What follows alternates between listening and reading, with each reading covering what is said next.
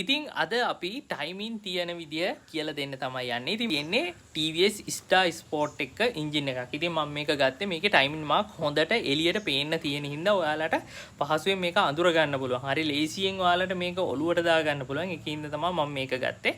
මේ විදියටම තමයි හැම බයික් එකකම තියෙන ටයිමින් මාක්. ඉතින් මම ඔයාලට පෙන්නන ටයිමින් මාක් ටික මුලින්ම. ඉතින් අපි ටයිමින් තියෙන විදිය බලමු.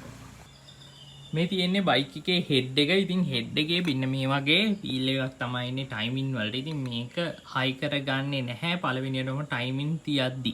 ඉතින් අපි හරියටම ටයිමින් සෙට් කරලා තමයි මේක තියන්නේ. ඉතින් මේක ඇවිල්ලා ක්‍රෑන්ක් එක. එහෙමත් නැත්නම් මේක මේ මැග්නට් රවුම මේක තමයි කාන්දම තියෙන. ඒ කියන්නේ මුළු බයික් එකේම කරන්ට් එක හදන තැන තමයි මේක ඇතුලේ තියෙන කොයිල් එක. ඉතින් මේක තමයි මැග්නට් එක. ඉතින් කරන්ට් එක හදන්න උදව් කරන ඒක තමයි මෙන්න මේක. ඉතින් ඔයාලට පේනවා ඇති මෙන්න මෙතන ගහලා තියෙනවා ඉරක් T ගහලා ඉරක්. ඒ කියන්නේ ටයිමින් මාක් එකක් තමයි මේ. ඉතින් ඒ වගේම තමයි මෙන්න මෙතන බලන්න ඔයාලට හොඳට මෙන්න මේ මෙතන මේ එන්ජින් පළුවේ තියෙනවා ටයිමින් මාක් එක. ඒකේ මුකුත් අකුරු මුකුත් ගහලා නැහැ ඉරක්. එහෙම නැත්නම් තිතක් තියන තමයි තියෙන්නේ. ඉතින් අපි බලමු හෙඩ් එකේ මොනවද තියෙන්නේ කියලා. ඉතින් හෙඩ් එකේ ඔයාලට පේනද මෙන්න මේ වගේ නිකන් මේකේ මුකුත් තිතක්වත් ඉරක්වත් නෙමෙයි. මෙතන හාරලා නිකන් ඊතලයක් වගේ වෙන්න තමයි හදලා තියෙන්නේ. ඉතින් බලන්න මෙන්න මේ වීල් එකේ මෙහෙම හයි වුණාට පස්සේ මෙන්න මේකේ මෙන්න මේ තිත තමයි මේ ටයිමින් මාක් එක. සමහර ඒවායේ මේකේ පුංචි ඉරක් එනවා. ඉතින් සමහර ඒවා ඉරි දෙකක් ආවොත් මේ දෙපැත්තට තමයි තියන්න තියෙන්නේ. ඉරි දෙකක් ආවොත් ඒ කියන්නේ එක ඉරක් ආවොත් මේ උඩට ඉතින් මේ වගේ තිතක් වුණත් එන්න පුළුවන්. ඉතින් එක එක ඒවා එක එක විදිහට තමයි එන්නේ. ඉතින් මේක හරි ලේසියෙන් හයි කරන්න පුළුවන් එකක්. ඔයාලට හොඳට ටයිමින් මාක් පේන හින්දා තමයි මේක ගත්තේ. ඉතින් මේ ඉර හරියටම සමපාත වෙන්න ඕනේ මේකට. කියන්නේ මේ ඉරයි මේකයි කෙලින් වෙන්න ඕනේ. ඔයාලට පේනවද නේද? හරි කෙලින් එනවා. ඉතින් මෙන්න මේ විදිහට තමයි. ඉතින් ඔයාලට පුංචි දෙයක් වැඩිපුර කියලා දෙන්න යන්නේ. ඉතින් මේක තමයි මේක මෙන්න මේ කෑල්ල ඇවිල්ලා පුංචි කෑල්ලක්. ඉතින් මේකෙන් තමයි මේක රවුම කැරකෙද්දි මෙතනින් යද්දි අඳුර ගන්නවා මේක.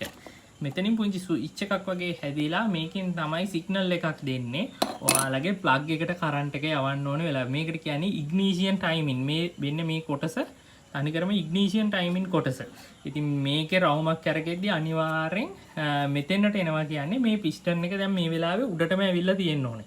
ඉතින් T එකේ උඩරි කියන්නේ කෙලින්ම පිස්ටන් එක උඩට ඇවිල්ලා තියෙන්නේ. ඉතින් අපිට ඕන නම් චෙක් කරගන්න ප්ලග් එක තියෙන තැනින් මේ වගේ මොකක් හරි දාලා බලන්න පුළුවන්. මේකේ පිස්ටන් එක උඩට ඇවිල්ලා තියෙන්නේ. ඉතින් මෙන්න මේ විදිහට තමයි ටයිමින් තියාගන්නේ. ඉතින් මම වීල් එක දාන්නම්. ඉතින් එක අතකින් අල්ලගෙන මේක දාන්න බෑ. මම දාලා වීඩියෝ එක ආයි ගන්නම්. ඔන්න ඉතින් බඩු කෑල්ල දාගත්තා. ඉතින් ඔන්න ටයිමින් එක හරියටම දාලා තිනවා. ඔයාලට පේනද? පුංචි තිතක් තියෙනවා මෙන්න මේ. ඒ තිත හරියටම මේ උඩ ඊතලේ. එහෙම නැත්නම් උඩ තියෙන මාක් එකට සමානයි.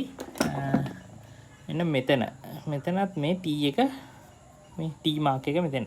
ඉතින් මේක කෑම් එක කියලා කියනවා. ඉතින් එහෙම නැත්නම් හෙඩ් එකේ කෑල්ල.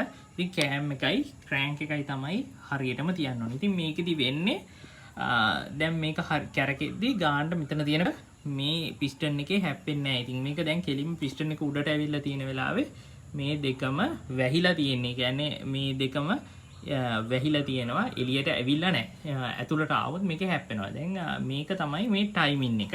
මේ තියෙන ඉග්නිෂන් ටයිමින් එක.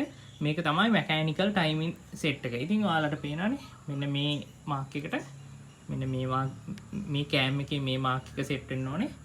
මේ ක්‍රෑන්ක් එකේ මේ මාක් එක සෙට් වෙන්න ඕනේ. ඉතින් මේ විදිහට තමයි ඕනම බයික් එක ටයිමින් එකක් සෙට් වෙන්නේ. ඉතින් මේ විදිහට කරොත් ආයේ මුකුත් අහන්න දෙයක් නැහැ. ඉතින් මෙතනට තියෙනවා ඇඩ්ජස්ටර්. එහෙම නැත්නම් මේ ටයිමින් ඇඩ්ජස්ටර් එකේ තියෙනවා. ඉතින් මේක ඔටෝමැටික්ම මේ චේන් එක තල්ලු කරලා අල්ලගෙන ඉන්නවා හැම වෙලාවෙම.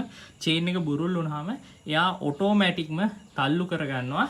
ඉතින් එතකොට මේ මාක් මුකුත් එහෙට මෙහෙට වෙනස් වෙන්නේ නැහැ. ඉතින් මේක තමයි බයික් එකේ ටයිමින්. ඉතින් ඔයාලට මොන හරි ප්‍රශ්න තියෙනවා නම් අනිවාර්යෙන් කමෙන්ට් කරන්න. මම ඔයාලට වීඩියෝ එකක් විදියට හදලා ඒකට දෙන්නම්.